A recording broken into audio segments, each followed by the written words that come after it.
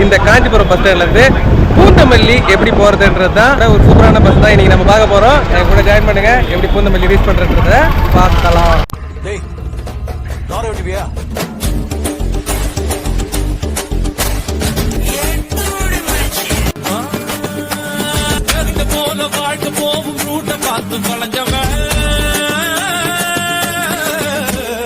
இங்கே 1:30க்கு சுங்குவா சத்திரம் வந்திருக்கும். 45 மினிட்ஸ்ல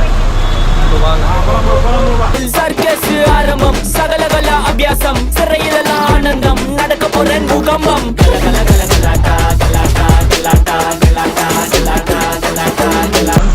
ஸ்ரீபெரும்புதூர் வந்திருக்கும்.